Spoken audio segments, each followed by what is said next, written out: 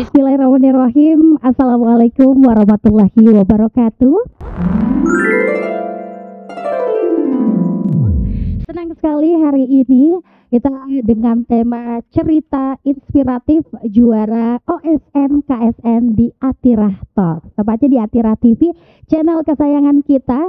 Tapi sebelum kita mulai, kita pengen ngajakin dulu seluruh sobat Atirah untuk subscribe channelnya, like, dan juga mungkin diklik untuk lambang loncengnya. Jadi kalau ada video terbaru langsung diberikan notifikasi di akun kamu. Nah, hari ini Namira sudah ditemani dengan anak-anak soleh yang merupakan beberapa juara untuk di perlombaan OSN dan juga KSM. Nah, sebelumnya Namira pengen ngasih tahu dulu nih ya.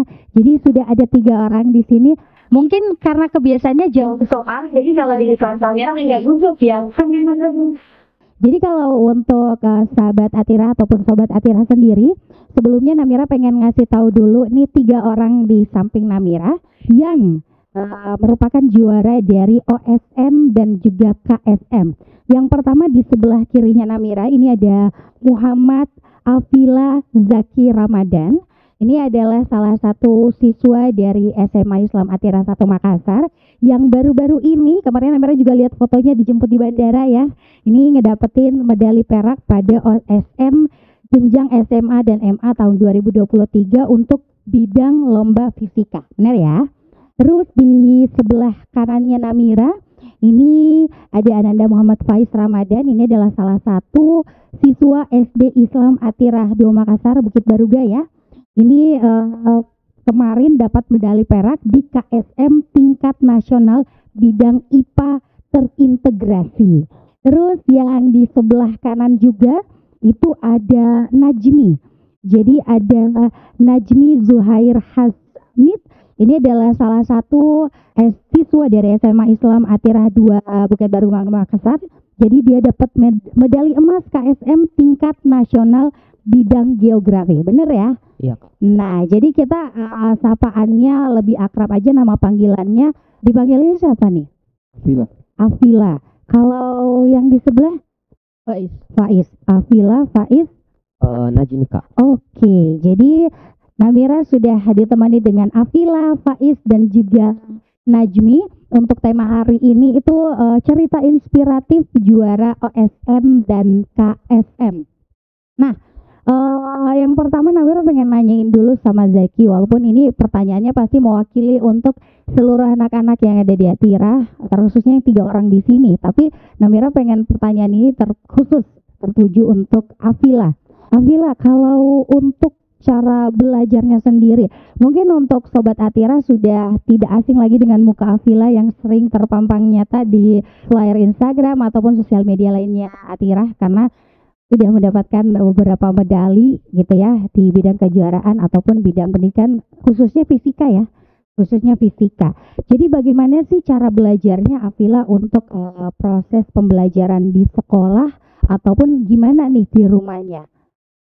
Ya, sebenarnya sih kalau di rumah itu saya jarang belajar. Wah, fun fact ya. Gimana tuh? Kan di rumah jarang belajar. Jadi belajarnya di mana? Di sekolah. Tepatnya di mana tuh? Di TOSA. Mungkin ada beberapa sahabat Atirah yang belum tahu apa sih itu TOSA. TOSA itu tim Olimpiade Sains Atirah. Itu kelas khusus untuk anak Olimpiade buat ikut lomba. Jadi memang udah dipersiapkan gitu ya. Jadi untuk proses belajarnya Afila sendiri itu berfokusnya karena mungkin tenaganya itu sudah dipakai untuk di TOSA. Jadi kalau di rumah udah fokus untuk istirahat. Ya nggak sih? Betul ya? Yes, karena di Sekolah Islam Atira kita punya tim Olimpiade Sains Atira. Jadi memang untuk anak-anak difokusin tuh di situ karena untuk pembelajarannya juga khusus untuk fisika ya. Ya. Jadi memang tim yang memang mempersiapkan untuk lomba itu sendiri, dan untuk Afila sendiri fokusnya itu di bidang fisika.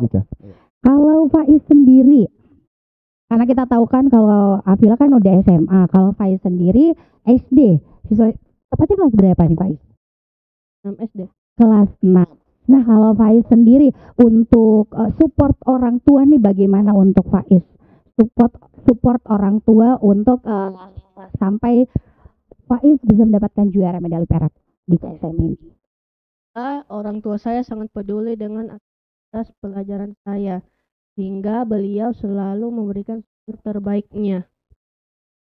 Untuk di bidang pelajaran itu ya. Jadi kalau untuk Faiz sendiri pembelajarannya juga selain kan kalau Afila malah jarang belajar di rumah karena udah fokus kan waktunya pada saat tim Olimpiade ya. Kalau Faiz sendiri bergabung juga ya di tim Olimpiade Sains Atira? Iya, betul. Betul. Kalau untuk pembelajaran di rumah, belajar di rumah juga? Iya, belajar di rumah sudah dibagi sama orang. Oke, dibantu untuk manage waktunya ya. Iya. Jadi untuk aktivitas belajarnya sudah dibantu sama orang tua. Bentuk supportnya adalah di manage waktu belajarnya antara di rumah dengan di sekolah. Yes? Iya. Oke, nah itu bentuk support yang pastinya orang tua selalu ingin memberikan yang terbaik untuk anak-anaknya. Nah kalau untuk Najmi sendiri nih, bagaimana cara membagi waktu antara aktivitas kesehariannya dengan aktivitas belajarnya sampai alhamdulillah nih meraih juara di KSM? Nah sebenarnya untuk bagi waktu secara fleksibel itu harus ditentukan skala prioritas yang mana, karena dalam satu hari itu kita gak bisa ngebagi waktu khusus untuk mapel pelajaran umum serta untuk mapel pelajaran olimpiade, jadi agak susah gitu untuk membagi waktu. Jadi kalau misalnya belum ada lomba-lomba, saya biasanya belajar mata pelajaran umum secara biasa, cuman kayak nge-review sedikit untuk mata pelajaran olimpiade. Nah, mungkin 1 bulan atau 2 pekan sebelum lomba, alhamdulillahnya itu sekolah saya izinkan untuk saya belajar mandiri di rumah. Jadi 1 bulan atau 2 pekan dari sebelum lomba itu saya belajar mandiri dan pelatihan intensif dari rumah. Oke, jadi memang sudah menentukan skala prioritas terlebih dahulu untuk bisa biar balance ya. Ya, Kak. Oke, nah itu dia, dan memang ini yang paling penting sih, baik itu mungkin kehidupan belajar ataupun Ibu Namira sendiri di kantor gitu ya, kehidupan sehari-hari dengan kantor, yang paling penting adalah menentukan dulu skala prioritas. Alhamdulillahnya Najmi sudah paham untuk memilah gitu ya, yang mana yang harus diprioritaskan dahulu, karena tadi dibilangnya kalau memang belum mendekati lomba ya belum terlalu fokus untuk itu, tapi kalau udah ada jadwalnya nih mau lomba nih, kan ada momen di mana akan fokus untuk persiapan lomba ya. Iya begitu Kak. Oke, nah kita balik lagi pengen nanyain Faiz. Faiz kan sebagai anak SD biasanya masih butuh yang namanya main gitu ya. Nah di samping dengan mungkin memang suka dengan bidang IPA, bagaimana sih tuh mempersiapkan ataupun mengatasi ketegangan, ataupun pasti ada kayak rasa nervous, ini udah pengen lomba kan, pasti ada rasa nervous itu. Bagaimana kalau Faiz sendiri mengatasi rasa nervous itu? Baik, biasanya menuju olimpiade saya mengikuti kelas intensif TOSA rutin selama 2 minggu. Oke. Dan alhamdulillahnya saya belum pernah merasakan stres karena saya menyenangi pelajaran IPA. Mungkin hanya sekedar kelelahan saja. Dan cara saya mengatasinya adalah dengan cara beristirahat yang cukup dan sesekali bermain game di rumah. Oke, udah tahu ya bagaimana cara menjalaninya. Jadi istirahat dan main game. Itu yang dilakukan sama Faiz sendiri untuk menyelingi mungkin rasa nervousnya mendekati perlombaan itu sendiri. Oke, nah karena kan pasti banyak momen-momen yang berkesan ketika kalian mengikuti lomba. Karena bukan cuma ada yang di Makassar ataupun Indonesia aja ya. Kalau untuk Afila sendiri, ada nggak sih momen paling berkesan pada saat kamu mengikuti lomba? Dan mungkin boleh ngasih tahu kita satu aja soal apa sih, soal perlombaan yang paling Afila ingat? Yang paling berkesan itu pas waktu eksperimen Oke. pas OSN kemarin di Bogor. Itu kayak kita disuruh untuk mengetes alat listrik dengan multimeter, terus ya baru dikasih dengan es batu terus diukur perbedaan suhunya. Oke, jadi yang menariknya adalah proses eksperimennya itu. Iya. Jadi ini yang terbaru ya, Vila ya? Iya. Yang terbaru yang Kemarin. 2023 ini ya. Iya. Jadi kita kan biasa juga agak penasaran gimana sih bentuk perlombaannya. Ternyata memang ada eksperimen juga, tidak yang benar-benar ngisi soal aja ya. Iya. Jadi memang ada eksperimen, apalagi fisika ya, banyak banget praktek-prakteknya. Seru sih, membayangkan kita juga bisa melihat perlombaan itu. Nah, tadi udah disampaikan juga untuk momen yang paling diingat itu yang paling terbaru ya, di OSN yang dilaksanakan di mana tadi ya, Vila? Di Bogor. Di Bogor. Oke, kalau Najmi sendiri ada nggak sih rencana atau tujuan untuk Olimpiade mendatang? Terus gimana nih caranya Najmi untuk menjaga semangat Olimpiade yang ada di apa sih? Bagaimana supaya tetap semangat gitu untuk ngikutin Olimpiade? Jadi kalau untuk rencana Olimpiade yang mendatang itu kan saya udah kelas 12 nih. Oke. Jadi untuk kayak lomba-lomba pemerintahan seperti OSN atau KSN itu pasti udah gak bisa ikut, tapi untuk lomba-lomba universitas kayak yang diadakan di UI atau Universitas Udayana atau lomba-lomba bimbel yang kayak diadakan ruang guru, mungkin saya masih bisa ikut-ikutan lah untuk supaya skillnya itu nggak tumpul gitu. Betul, jadi harus tetap ikut walaupun karena ternyata ada beberapa peraturan ya, karena mungkin akan kalau untuk yang nasional pasti akan ada jenjang-jenjang selanjutnya, padahal kan kalau untuk Najmi sendiri sudah kelas 12 jadi pasti bakalan fokus untuk persiapan ujian juga. Tetapi kalau untuk lomba-lomba yang istilahnya mungkin tidak terlalu memakan waktu banyak itu bisa ya Najmi ya. Bisa Kak. Ditunggu undangan lombanya. Dan selanjutnya nih kita pengen nanyain untuk Afila lagi. Kalau menurut Afila sendiri bagaimana sih dukungan dari Sekolah Islam Atira? Kalau di Atira itu kan sudah ada kelas TOSA itu buat persiapan ikut Olimpiade. Terus kalau misalnya kayak kemarin itu lolos ke OSN, ada biaya buat untuk ikut pelatihan kemarin di Bandung. Itu menurut saya itu sangat berguna buat Olimpiadanya. Itu saya belajar banyak hal yang kayak masih belum saya ketahui. Oke, jadi alhamdulillahnya menurut Afila untuk ikutan Olimpiade ini Sekolah Islam Atira full support ya untuk proses mengikuti Olimpiade itu. Nah, kalau untuk support sendiri tadi juga kita pengen highlight kalau kita punya tim Olimpiade Sains ya, tim Olimpiade Sains Atira. Jadi memang di situnya fokus nih untuk mempersiapkan anak-anak yang ingin ikut Olimpiade. Nah, kalau untuk cara mengajar dan berinteraksi di kelas TOSA sendiri, kalau Faiz bagaimana sih proses untuk mengajar dan berinteraksi di kelas TOSA sendiri? Baik, di kelas biasanya Ibu Satri sebagai pembina Ya pembinanya Ibu Satri ya. memberikan saya beragam soal dan memberikan juga saya waktu untuk mengerjakannya. Setelah selesai, pembina akan membahas soalnya dengan sangat detail sehingga sangat mudah dimengerti. Yang menarik bagi saya adalah ketika pembina menjelaskannya di papan tulis, pembina menggunakan beragam warna spidol Gitu. untuk membedakan poin-poin materinya. Itu membuat saya menjadi lebih cepat paham dan menjadi lebih menyenangkan. Oke, jadi dengan beberapa tulisan yang dibedakan warnanya itu yang bikin menarik ya menurut Faiz, lebih gampang mengerti penjelasannya. Iya. Oke. Nah, kalau tadi kita udah fokus untuk kebicaraan tentang tosa dan tosa. Najmi, bagaimana sih caranya untuk siswa Atira bisa gabung di tim Olimpiade Sains Atira ini? Jadi untuk yang mata pelajaran yang biasanya ditosakan itu kan ada biologi, ada yang matematika, ada ekonomi. Nah, saya sendiri geografi ini kalau mau masuk tosa kan biasanya ada tes, ada wawancara gitu. Tapi yang geografi ini saya langsung mengajukan, jadi tanpa tes, tanpa wawancara, dan alhamdulillahnya keterima karena ada kemungkinan mungkin ada beberapa prestasi dari SMP. Jadi langsung keterima gitu. Udah seru sekali, tidak terlalu panjang juga obrolan kita karena yang paling penting sih itu tadi ada beberapa tips and trick untuk bisa mungkin mengelolanya, baik itu mengelola waktu ataupun mengelola mental pada saat ingin ikut Olimpiade, dan kesan juga sudah ada.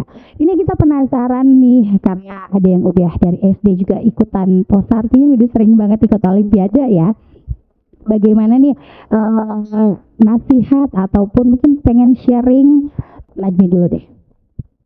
Mungkin kayak kalau misalnya orang-orang yang lihat ikut Olimpiade itu pasti susah atau enggak, pasti nanti belajarnya gimana gitu kan. Jadi menurut saya kalau misalnya mau ikut Olimpiade ya udah ikut aja, karena efek dan dampak dari Olimpiade itu banyak banget. Yang pertama sertifikatnya itu bisa, mungkin kalau misalnya kamu udah SMA bisa lolos SNBP. Oke. Terus kan soal-soal Olimpiade dan soal-soal mata pelajaran yang di sekolah itu pasti tingkat kesusahannya beda kan. Yang Olimpiade itu lebih susah, jadi bisa mengasah cara kita menganalisa soal itu bisa ditingkatkan lagi. Benar-benar. Terus bisa kembangkan diri lagi gitu dari ikut tim Olimpiade Sekolah Islam Atira. Oke, thank you banget. Jadi yang paling pertama nasihatnya adalah coba aja dulu, jangan langsung menilai kesulitan itu tanpa terjun langsung dulu untuk ikut Olimpiadenya, ya nggak sih? Iya Kak, benar. Oke, thank you banget. Thank you banget untuk Najmi, Faiz, dan juga Afior. Semoga semakin sukses di bidangnya masing-masing. Dan semoga ini benar-benar menginspiratif. Assalamualaikum warahmatullahi wabarakatuh. Keberadaan daripada Yayasan Kala itu bersamaan dengan kehadirannya Sekolah Atiras. Sedangkan Sekolah Atira itu sendiri sebenarnya tidak direncanakan di awal. Cuma karena Haji Kala waktu itu masih ada, selalu ingin melakukan bisnis yang sesuai syariah. Dan ternyata memang juga pada waktu itu pendidikan yang berkualitas sangat dibutuhkan.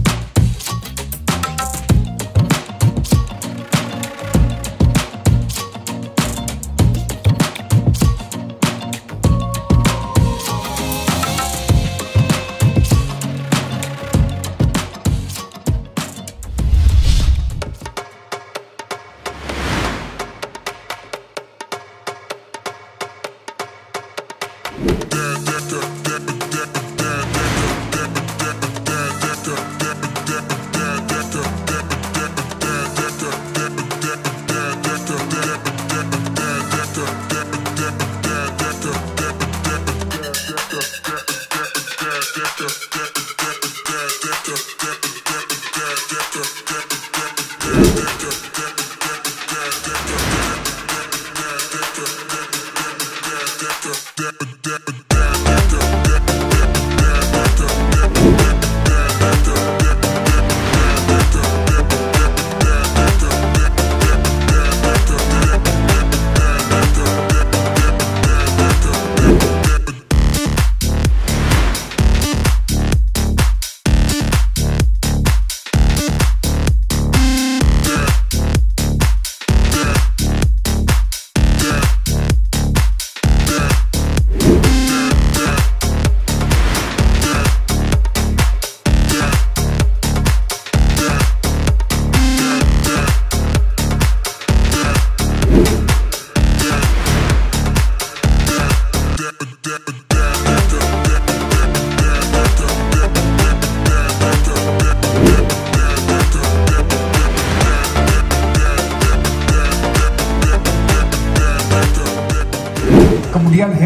helmnya kalau dipakai harus diklik. Ya, helm harus sesuai dengan kepala kita. Jangan pakai helm yang lebih besar helmnya dari kepala kita. Pada saat kita mau berbelok, kita sudah belok, helmnya masih menghadap ke depan. Itu juga menyebabkan kecelakaan. Jadi orang di belakang lihat, oh ternyata belum belok orangnya. Seperti itu. Kemudian jangan lupa saat berkendara, perlengkapan berkendara ada baju dengan panjang atau pakai jaket. Kemudian pakai celana, disarankan berbahan jeans. Dan harus pakai pakaian ya. Kalau kita berkendara tidak pakai pakaian itu juga mempengaruhi Pak. Jadi kalau kita tidak pakai baju itu pasti orang akan lihat oh orang gila ini yang bawa motor. Jadi pakai baju dengan panjang atau jaket, kemudian celana jeans. Jangan lupa menggunakan sarung tangan dan menggunakan sepatu. Jadi perlengkapan berkendara itu apa saja? Yang pertama adalah helm, kemudian baju dengan panjang atau jaket, celana panjang berbahan yang tebal, jeans, kemudian menggunakan sarung tangan dan sepatu. Ingat adik-adik, perlengkapan berkendara ini tidak mencegah kita dari kecelakaan yang terjadi di jalan raya, tapi setidak-tidaknya mengurangi dampak dari kecelakaan tersebut. Adik-adik bayangkan kalau adik-adik tidak pakai helm terus jatuh kena aspal, dibandingkan dengan adik-adik pakai helm itu sangat beda. Jadi kalau sudah jatuh baru kita menyesal biasanya. Kalau sudah kecelakaan kita pasti menyesal. Coba tadi saya pakai helm ya. Kemarin sore saya ada tetangga. Jadi pas keluar perempatan saya ketemu, saya bilang Pak helmnya dipakai. Dia bilang enggak sebentar cuma mau beli air galon di depan. Sebenarnya Pak coba pakai helm Pak. Enggak sebentar. Jadi beliau motor. Begitu 5 meter dari rumah ada perempatan. Kaget mobil dari sebelah kiri. Karena posisinya tidak pas, dia menumpuk sebelah kanan, ada selokan. Kemudian jatuh dan kepalanya terbentur di ujung selokan. Akhirnya apa? Ke rumah sakit Pak. Dia menyesal bahwa saya sudah tegur tadi, bahwa harus pakai helm. Seandainya dia pakai helm, kecelakaan terjadi tetapi mengurangi. Kepalanya mungkin tidak bocor Pak. Seperti itu. Jadi biasanya kalau sudah begitu menyesal.